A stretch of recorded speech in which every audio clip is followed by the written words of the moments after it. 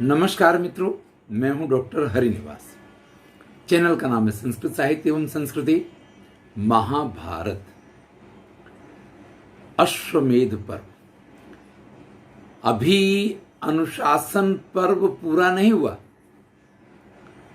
यानी अनुशासन पर्व पूरा होने के बाद भी उसकी जो प्रतिछाया है वो अभी भी पड़ रही है।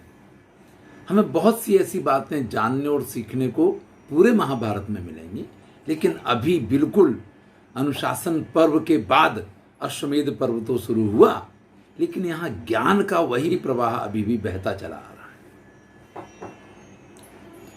यहां जब इन कथाओं को हम सुनते हैं तो हमें कहीं ऐसा लगता है कि इन देवताओं से तो मनुष्य ज्यादा श्रेष्ठ हैं, चाहे वो गुरु बृहस्पति हो, चाहे वो इंद्र हो। गुरु बृहस्पति के अत्याचारों से परेशान होके उनके छोटे भाई घर को छोड़ दें। अरे भाई, कैसा बड़ा भाई है ये।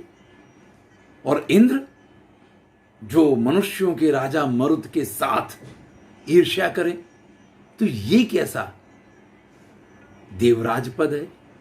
चलिए, कथा आपने सुनी। देवराज इंद्र ने अग्नि से कहा कि जाकर के मरुत से कहो कि वो पुनः गुरु बृहस्पति को अपना पुरोहित बना करके अपने यज्ञ को पूर्ण करें। लेकिन मरुत तो एक बार संवर्त जो गुरु बृहस्पति के छोटे भाई उनको वचन दे चुके हैं कि अब कुछ भी हो जाए मैं आपसे अलग नहीं हो सकता हूं। गुरु बृहस्पति को जो बुरा लग रहा है, इसलिए देवराज इंद्र प्रयत्न कर रहे हैं। अग्निदेव ने स्पष्ट कहा कि महाराज, मैं वापस नहीं जाऊंगा, नहीं तो ब्राह्मण श्रेष्ठ संवर्त ऐसे हैं कि मुझे जलाकर के भस्म कर देंगे। इंद्र ने कहा कि कैसी बात करते हो, अरे अग्नि सबको भस्म करती है, अग्नि को कौन भस्म कर सकता है। फिर भी जब अग्निदेव जाने की हिम्मत नहीं करते हैं तो वो गंधर्व राज धृतराष्ट्र को, यहां गंधर्व का नाम भी धृतराष्ट्र है, महाभारत है, ये नाम किसी एक ही व्यक्ति का तो नहीं हो सकता है। तो धृतराष्ट्र को भेजते हैं। इंद्र की आज्ञा लेकर के धृतराष्ट्र वहां पहुंचते हैं और जाकर के उनसे कहते हैं, बृहस्पतिम याजकम त्वं वृणीष्व। हे मरुत, हे राजन, तुम गुरु बृहस्पति को अपना पुरोहित बना करके इस यज्ञ को करो, नहीं तो देवराज इंद्र अपने वज्र का प्रहार तुम्हारे ऊपर करेंगे। तब मरुत ने उन आए हुए गंधर्व राज धृतराष्ट्र से कहा, त्वं चैवे तद वेत्थ पुरंदरस्य। हे गंधर्व राज, तुम भी जानते हो और इंद्र को भी ये बात मालूम है, सभी विश्व देवा इस बात को जानते हैं, अश्विन और जितने भी वसु हैं वो सब भी इस बात को जानते हैं कि मित्र द्रोहे निष्कृतिर नास्ति लोके। अगर किसी के साथ मित्रता करने के बाद आप उसके साथ निकृति करते हैं, बेईमानी करते हैं, अकृतज्ञता व्यक्त करते हैं, तो महत पापे ब्रह्म हत्या समम। तो वो ब्रह्म हत्या जैसा भयंकर पाप होता है। मैंने एक बार अपने गुरु संवर्त को जब वचन दे दिया है कि आज से वही मेरे पुरोहित रहेंगे, तो इसके बाद गुरु बृहस्पति को लेकर के या उनको अपना पुरोहित बना करके मैं यज्ञ नहीं कर सकता हूं।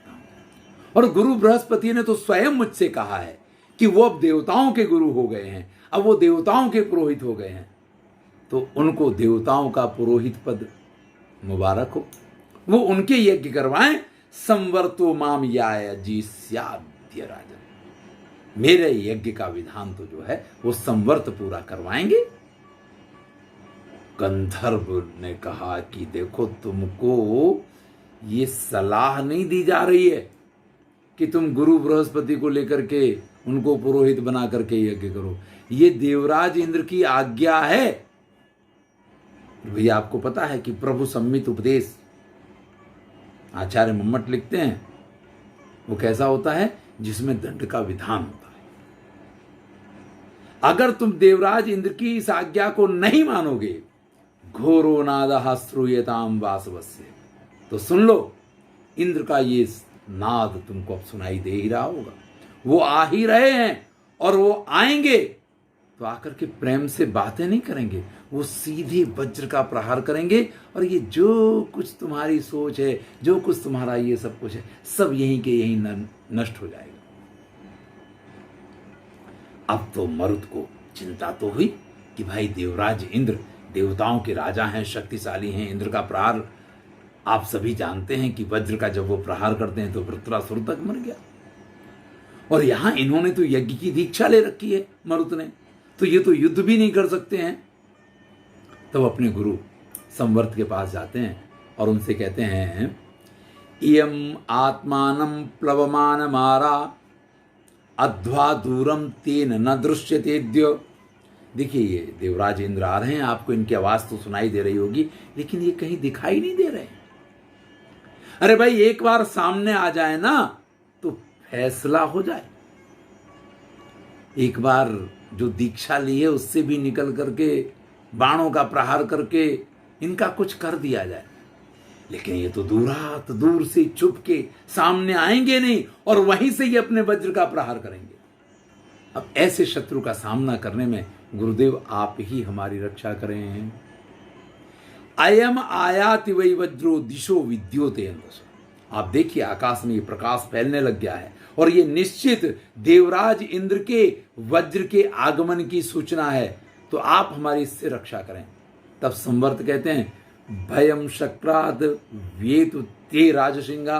हे राजसिंह तुम बिल्कुल निश्चिंत हो जाओ, तुम्हें इंद्र का 1% भी भय नहीं करना चाहिए। संस्तंभिज्ञा विद्या क्षिप्रमेव। मैं अपनी विद्या से अभी ही उनके वज्र को क्या, जितने देवता हैं सभी देवताओं को, उनके सभी शस्त्रों को और सबको इस समय में स्तंभित किए देता हूं। चाहे आकाश में वो बरसात की तरह वज्रों को, जैसे आकाश में से वर्षा होती है ना, चाहे इस प्रकार से इतने सारे वज्रों का वो प्रहार करें, लेकिन तुम्हारे ऊपर किसी भी वज्र का या किसी भी देवता के किसी भी शस्त्र का कोई प्रभाव नहीं होगा। सौदामनो दृश्यते मापि भयस्तुम। चाहे आकाश में सर्वत्र बिजली ही चमकती रहे, लेकिन तुम बिल्कुल भी भयभीत मत होना, ये मेरा तुमको आश्वासन है। और फिर कहते हैं, वन्निर्देवस्त्रातुवा सर्वतस्ते कामान सर्वान वर्षतु वासवो वा वज्रम तथा स्थापयताम वदाय महाघोरम प्लवमानम जलौ गए। अरे ये लोग जो आ रहे हैं ना, ये देवता, ये तुम्हारा कल्याण नहीं करेंगे। अरे मैं आज्ञा देता हूं कि अग्निदेव आपकी रक्षा करेंगे और इंद्र को यहां आना होगा, लेकिन वज्र का प्रहार करने के लिए नहीं। आपकी जो जो कामनाएं हैं, जिन कामनाओं जिन इच्छाओं के साथ आप ये यज्ञ कर रहे हैं, आपकी उन कामनाओं और उन इच्छाओं को पूर्ण करने के लिए उसको यहां आना होगा। और इतना कहने के बाद संवर्त ने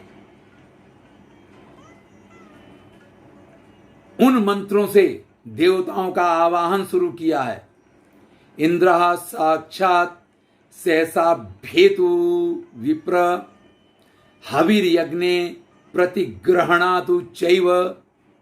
साक्षात इंद्रदेव यहां पधारे हैं और इस यज्ञ में जो उनको आहुतियां दी जा रही हैं उनका वो स्वीकार करें। स्वम स्वम धीण्यम चैव जुषन्तु देवा। और सभी देवता यहां आए और अपने अपने भाग का जो भी हविष्यान्न है उसको स्वीकार करें। हुतम सोमम प्रतिग्रहणन्तु चैव। और हम जिस सोम का हवन कर रहे हैं सभी को आकर के यहां उस सोम का पान करना होगा। देवताओं के लिए इस प्रकार की एक प्रकार से आज्ञा का विस्तरण करते हुए संवर्त नाम के वो मुनि मंत्राहूतो यज्ञमियम ममाद्य, मंत्रों से सभी देवताओं का इंद्र के साथ आवाहन प्रारंभ करते हैं। अब ये तो भैया दोरी है। मंत्रों से जब आवाहन किया जाता है तो कोई रोक नहीं सकता है।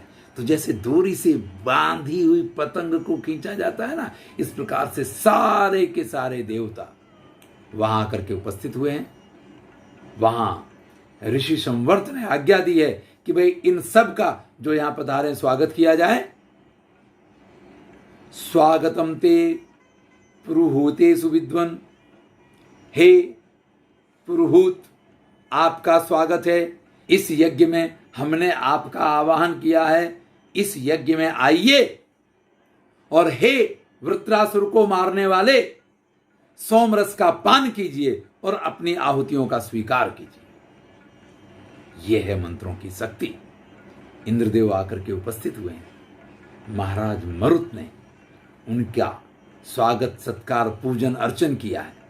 और उसके बाद मरुत इंद्र से कहते हैं, शिवे नमाम पश्य नमश्चतेस्तु। आप कल्याण की दृष्टि से मेरी तरफ देखें।